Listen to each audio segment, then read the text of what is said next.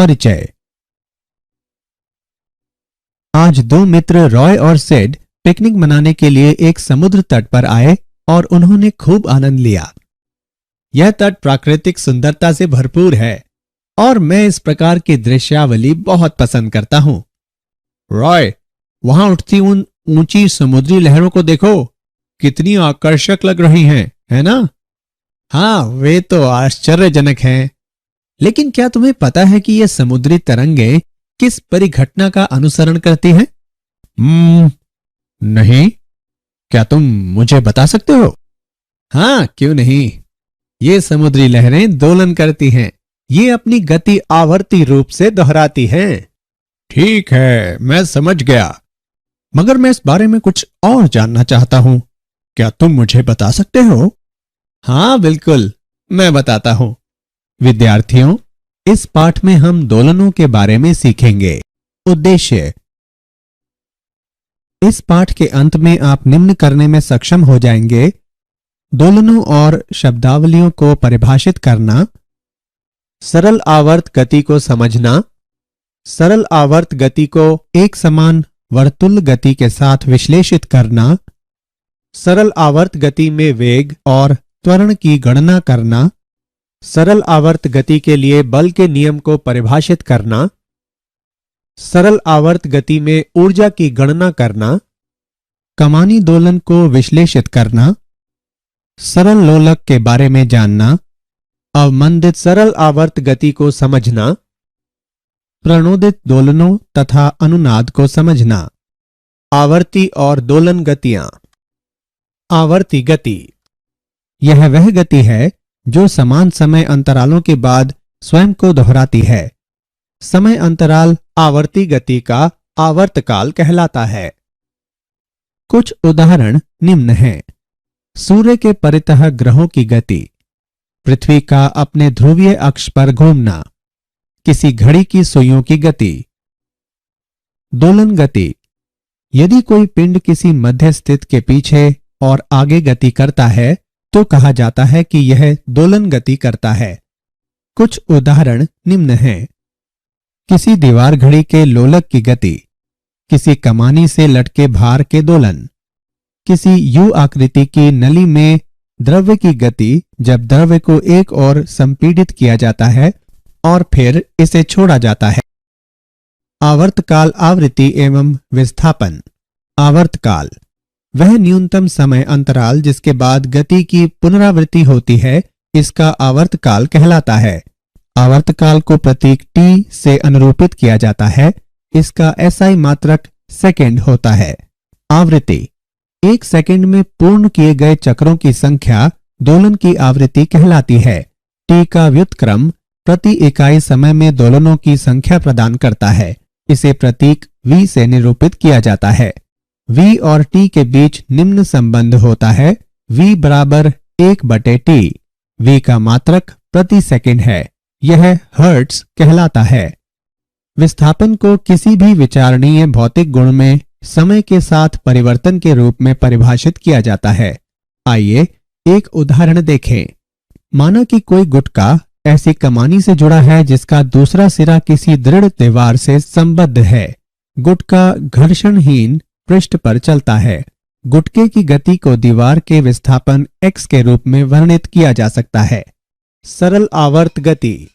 सरल आवर्त गति एक मध्य स्थित से एक सीधी रेखा में आगे और पीछे होने वाली आवर्ती गति होती है, जिसमें त्वरण विस्थापन के समानुपाती होता है तथा यह सदैव माध्य स्थिति की ओर निर्देशित होती है। एक कण पर विचार करें जो सीमाओं +a और -a के बीच एक x अक्ष के मूल पर आगे और पीछे दोलन करता है। यह सरल आवर्त गति है। यदि मूल से कण का विस्थापन x समय के साथ निम्नानुसार परिवर्तित होता है: xt बराबर a cos omega t + phi, जहां a बराबर आयाम, ओमेगा बराबर कोणीय आवृत्ति, phi बराबर कलानियतांक। SHM में विस्थापन समय का एक ज्यावक्रिय फलन होता है: सरल आवर्त गति तथा एक समान वर्तुल गति। सरल आवर्त गति एक समान वर्तुल गति का उस वृत्त के व्यास पर प्रक्षेप होती है जिसमें यह वर्तुल्य गति हो रही है। आइए बेहतर विश्लेषण के लिए एक उदाहरण देखें। एक गेंद को किसी डोरी के सिरे से बांधकर क्षैतिज तल में उसे किसी निश्चित बिंदु से परितः अचर कोणीय चाल से गति कराएं। तब गेंद क्षैतिज तल में एक समान वर्तुल गति करेगी। अपनी आंख को गति के तल में केंद्रित करके तिरछी ओर से या सामने से गेंद का अवलोकन करें। गेंद एक क्षैतिज रेखा के अनुदिश इधर उधर गति करती प्रतीत होगी, जिसमें घूर्णन का बिंदु मध्य बिंदु होगा। इसके विकल्प रूप में आप वृत्त के तल के लंबवत गेंद की परछाई को किसी दीवार पर भी देख सकते हैं। इस प्रक्रिया में हम जो कुछ अवलोकन करते हैं वास्तव में वह हमारी दृष्टि की दिशा के अभिलंबवत व्यास पर गेंद की गति होती है। सरल आवर्त गति में वेग तथा त्वरण। एक समान आवर्त गति में एक कण की चाल v इसकी कोणीय चाल ओमेगा गुने वृत्त a की त्रिज्या है। v बराबर ओमेगा a। t समय पर वेग v की दिशा वृत्त की स्पर्श रेखा के अनुदिश उस बिंदु पर जहां उस क्षण में कण स्थित है। प्रक्षेप कण का वेग निम्नानुसार व्यक्त है। v ऑफ t बराबर minus omega a sine omega t plus phi. यहां ऋणात्मक चिन्ह इंगित करता है कि v ऑफ t की दिशा x अक्ष की धनात्मक दिशा के विपरीत है। SHM करने वाले एक कण का तात्क्षणिक त्वरण संदर्भ वृत्त विधि से निर्धारित किया जा सकता है। एक समान वर्तुल गति करने वाले कण P के अभिकेंद्री त्वरण का परिणाम v वर्ग बटे a या ओमेगा वर्ग बटे a होता है और यह केंद्र की ओर अर्थात PO के अनुदिश निर्देशित होता है। प्रक्षेप कण P डैश का तात्क्षणिक त्वरण निम्न द्वारा व्यक्त है। a ऑफ t बराबर माइनस ओमेगा वर्ग a cos omega t plus phi बराबर माइनस ओमेगा वर्ग x। उदाहरण। आइए सरल आवर्त गति में वेग और त्वरण का एक उदाहरण देखें। सरल आवर्त गति के लिए जिसका आयाम 3 सेंटीमीटर और आवर्तकाल 5 सेकंड है, सामान्यावस्था में तथा सामान्यावस्था से 2 सेंटीमीटर विस्थापन में वेग और त्वरण ज्ञात करें। आइए इसका हल देखें। यहां आयाम a बराबर 3 सेंटीमीटर तथा कोणीय आवृत्ति ओमेगा बराबर 2 पाई बटे t बराबर 2 पाई बटे 5 रेडियन प्रति सेकेंड। विस्थापन के संदर्भ में वेग तथा त्वरण के लिए व्यंजक निम्न है। v बराबर ओमेगा अंडर रूट a वर्ग माइनस y वर्ग तथा a बराबर ओमेगा वर्ग y। मध्य बिंदु पर y बराबर 0, अतः v बराबर ओमेगा a बराबर 3.77 सेंटीमीटर प्रति सेकेंड तथा a बराबर 0।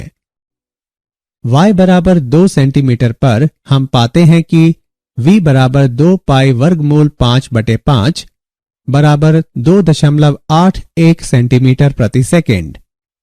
a बराबर ओमेगा वर्ग y बराबर 2 पाई बटे 5 वर्ग गुणा 2 बराबर 3.16 सेंटीमीटर प्रति सेकेंड वर्ग। सरल आवर्त गति के लिए बल नियम। सरल आवर्त गति में m द्रव्यमान के कण पर कार्य करने वाले बल की गणना करने के लिए हम न्यूटन के गति के द्वितीय नियम का तथा सरल आवर्त गति करने वाले कण के त्वरण हेतु व्यंजक का उपयोग करते हैं। f ऑफ t बराबर ma। a का मान प्रतिस्थापित करने पर हम पाते हैं कि f ऑफ t बराबर माइनस m ओमेगा वर्ग x of t। f of t बराबर माइनस के x ऑफ t, यहाँ k बराबर m ओमेगा वर्ग, ओमेगा बराबर अंडर रूट k बटे m। बल सदैव माध्य स्थिति की ओर निर्देशित होता है, इसलिए इसे कई बार सरल आवर्त गति में प्रत्यानयन बल भी कहा जाता है। बल x ऑफ t के रैखिक समानुपाती होता है। ऐसे बल के साथ दोलनकर्ता कण रैखिक सरल आवर्ती दोलक कहलाता है। सरल आवर्त गति में ऊर्जा। गतिज ऊर्जा। सरल आवर्त गति करते किसी कण का वेग समय का आवर्ती फलन होता है। विस्थापन की चरम स्थितियों पर यह शून्य होता है। गतिज ऊर्जा निम्न द्वारा व्यक्त है। K बराबर 1/2 mv वर्ग बराबर 1/2 m ओमेगा वर्ग a वर्ग साइन वर्ग ओमेगा t प्लस फाइ बराबर 1/2 Ka वर्ग साइन वर्ग गुणा ओमेगा t प्लस फाइ। यह समय का आवर्ती फलन भी है जो विस्थापन अधिकतम होने पर शून्य तथा कण के माध्य स्थिति में होने पर अधिकतम होता है। स्थितिज ऊर्जा कमानी बल F बराबर -kx एक संरक्षी बल है जिससे स्थितिज ऊर्जा संयुक्त होती है। U बराबर 1/2 kx वर्ग। अतः सरल आवर्त गति करते किसी कण की स्थितिज ऊर्जा U ऑफ x बराबर 1/2 kx वर्ग बराबर 1/2 Ka वर्ग कॉस वर्ग ओमेगा t प्लस फाइ। अतः सरल आवर्त गति करते किसी कण की स्थितिज ऊर्जा भी T/2 आवर्तकाल के साथ आवर्ती होती है जो माध्य स्थिति से शून्य और चरम विस्थापन पर अधिकतम होती है। कुल ऊर्जा निकाय की कुल ऊर्जा E बराबर U प्लस K बराबर 1/2 Ka वर्ग साइन वर्ग omega t plus phi plus 1/2 Ka वर्ग कॉस वर्ग ओमेगा t प्लस फाइ बराबर 1/2 Ka वर्ग। अतः सरल आवर्ती दोलक की कुल यांत्रिक ऊर्जा समय से स्वतंत्र होती है। कमानी के दोलन M संहिति का एक गुटका जो रैखिक सरल आवर्ती दोलक है एक कमानी से जुड़ा है। गुटका घर्षण रहित पृष्ठ पर गति करता है। गुटके को खींचकर या धक्का देकर छोड़ दिया जाने पर यह सरल आवर्त गति करता है। हुक के नियम के अनुसार निकाय को विरूपित किए जाने पर उस पर प्रत्यानयन बल लगता है। इस बल का परिणाम विरूपण अथवा विस्थापन के अनुक्रमानुपाती होता है और यह विपरीत दिशा में कार्य करता है। किसी समय t पर यदि गुटके का किसी माध्य स्थिति से विस्थापन x है तो गुटके का कार्य करने वाला प्रत्यानयन बल Fx बराबर -kx। यहाँ k कमानी स्थिरांक है। किसी कठोर कमानी के लिए k का मान अधिक तथा किसी मुलायम कमानी के लिए k का मान कम होता है। निकाय के लिए कोणीय आवृत्ति निम्न द्वारा व्यक्त है। ओमेगा बराबर √k/m तथा दोलक का आवर्तकाल निम्न द्वारा दिया गया है। T बराबर 2 वर्गमूल m/k। सरल लोलक m द्रव्यमान के एक छोटे गोलक को L लंबाई की एक न खिंचने वाली डोरी से बांधकर एक सरल लोलक बनाया जा सकता है। डोरी का दूसरा सिरा छत में एक टेप से जोड़ दिया जाता है। गोलक पृष्ठ के तल में इधर उधर धुराग्र बिंदु से गुजरने वाली ऊर्ध्वाधर रेखा के बाएं और दाएं दोलन करता है। यह आवर्ती गति माध्य स्थिति से छोटे विस्थापनों के लिए सरल आवर्त गति है। थीटा डोरी द्वारा ऊर्ध्वाधर से बनाया गया कोण है। जब गोलक माध्य अवस्था में होता है तो थीटा बराबर 0 होता है। गोलक पर केवल 2 बल कार्य करते हैं जो निम्न हैं। डोरी में तनाव T, गुरुत्व के कारण ऊर्ध्व बल mg को डोरी के अनुदिश mg cos थीटा तथा इसके अभिलंबवत mg sin थीटा घटकों में वियोजित किया जा सकता है। स्पर्श रेखीय घटक लोलक के धुराग्र बिंदु के परितः एक प्रत्यानन बल आघूर्ण उत्पन्न करता है। यह बल आघूर्ण सदैव गोलक के विस्थापन के विपरीत कार्य करता है ताकि वह गोलक को उसकी केंद्रीय अवस्थिति की ओर वापस ला सके। थीटा बराबर -L mg sin थीटा। निकाय के लिए कोणीय आवृत्ति निम्न प्रकार व्यक्त है। ओमेगा बराबर √mgl/I तथा आवर्तकाल निम्न प्रकार व्यक्त है। T बराबर √I/mgl। चूंकि सरल लोलक की डोरी द्रव्यमानहीन है इसलिए घूर्णी जड़त्व ml वर्ग होगा। अब सरल लोलक का आवर्तकाल निम्न होगा। T बराबर वर्गमूल L/g। अवमंदित सरल आवर्त गति कई बार वायु में गति करते किसी सरल लोलक की गति धीरे धीरे मंद होती जाती है। ऐसा इसलिए होता है क्योंकि वायु का घर्षण बल तथा टेक पर घर्षण बल लोलक की गति का विरोध करते हैं तथा इसकी ऊर्जा का धीरे धीरे क्षय करते हैं। ये अवमंदित दोलन कहलाते हैं। अवमंदित दोलनों में निकाय की ऊर्जा का नियंत्रण क्षय होता है, लेकिन छोटे अवमंदनों के लिए दोलन लगभग आवर्ती रहते हैं। क्षयकारी बल व्यापक रूप में घर्षण बल ही होते हैं। अवमंदन बल परिवेशी माध्यम की प्रकृति पर निर्भर करते हैं। यदि गुटके को एक द्रव्य में डुबोया जाए तो अवमंदन का परिणाम काफी अधिक होगा और ऊर्जा का क्षय अधिक तीव्रता से होगा। अवमंदन बल सामान्यतः गोलक के वेग के अनुक्रमानुपाती होता है तथा यह वेग की दिशा के विपरीत कार्य करता है। यदि अवमंदन बल को Fd से व्यक्त करें तो हम पाते हैं कि Fd बराबर -bv प्रणोदित दोलन। जब किसी सरल लोलक को छोड़ा जाता है तो यह अपनी स्वाभाविक आवृत्ति ओमेगा के साथ दोलन करता है और ये दोलन मुक्त दोलन कहलाता है। सभी मुक्त दोलन सदैव उपस्थित रहने वाले अवमंदन बलों के कारण समय के साथ समाप्त हो जाते हैं। जब कोई बाह्य बल दोलनों को बनाए रखता है तो ये दोलन परिचालित या प्रणोदित दोलन कहलाते हैं।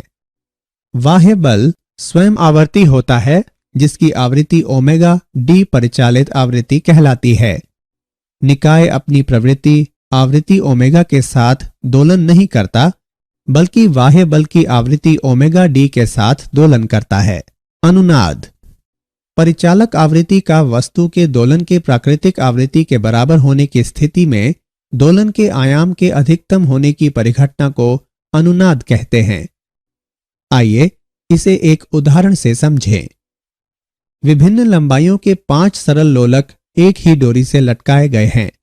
लोलकों 1 और 4 की लंबाइयां बराबर हैं तथा अन्य की लंबाइयां भिन्न हैं। अब हम लोलक 1 को गतिमान करते हैं।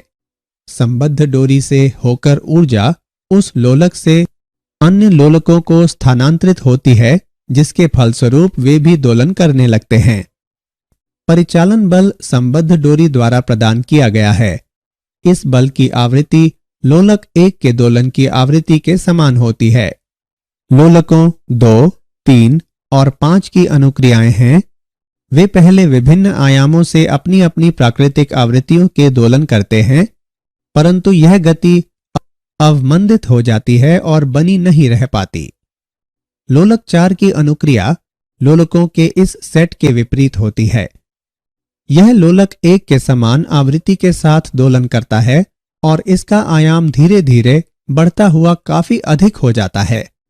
अनुनाद की भांति अनुक्रिया देखी जाती है। क्या आप जानते हैं गति के माध्य बिंदु पर स्थितिज ऊर्जा न्यूनतम होती है और अधिकतम विस्थापन पर स्थितिज ऊर्जा अधिकतम होती है। ज्वारीय बलों के कारण समुद्र तल ऊपर उठता और नीचे गिरता है और बनने वाली ज्वारीय धाराओं की दोलन गति होती है। 1656 में डच वैज्ञानिक क्रिश्चियन हजेंस ने पहली पेंडुलम घड़ी का निर्माण किया। तत्समय प्रचलित यांत्रिक घड़ियों की तुलना में यह महत्वपूर्ण सुधार था। इनकी सर्वोत्तम शुद्धता को प्रतिदिन 15 मिनट के विचलन से बढ़ाकर प्रतिदिन लगभग 15 सेकंड तक कर दिया गया। सारांश। आइए हमने जो कुछ सीखा है उसे संक्षेप में दोहराएं। वह गति जो समान समय अंतरालों के बाद खुद को दोहराती है आवर्ती गति कहलाती है। यदि कोई पिंड किसी माध्य स्थित से पीछे और आगे की गति करता है तो कहा जाता है कि यह दोलन गति करता है। 1 सेकंड में पूर्ण किए गए चक्रों की संख्या दोलन की आवृत्ति कहलाती है। विस्थापन को किसी भी विचारणीय भौतिक गुण में समय के साथ परिवर्तन के रूप में परिभाषित किया जाता है। सरल आवर्त गति एक माध्य स्थिति से एक सीधी रेखा में आगे और पीछे होने वाली आवर्ती गति होती है जिसमें त्वरण विस्थापन के समानुपाती होता है तथा यह सदैव माध्य स्थिति की ओर निर्देशित होती है। सरल आवर्ती दोलक की कुल यांत्रिक ऊर्जा समय से स्वतंत्र होती है। जब किसी सरल लोलक को छोड़ा जाता है तो यह अपनी स्वाभाविक आवृत्ति ओमेगा के साथ दोलन करता है और ये दोलन मुक्त दोलन कहलाता है। परिचालक आवृत्ति का वस्तु के दोलन के प्राकृतिक आवृत्ति के बराबर होने की स्थिति में दोलन के आयाम के अधिकतम होने की परिघटना को अनुनाद कहते हैं।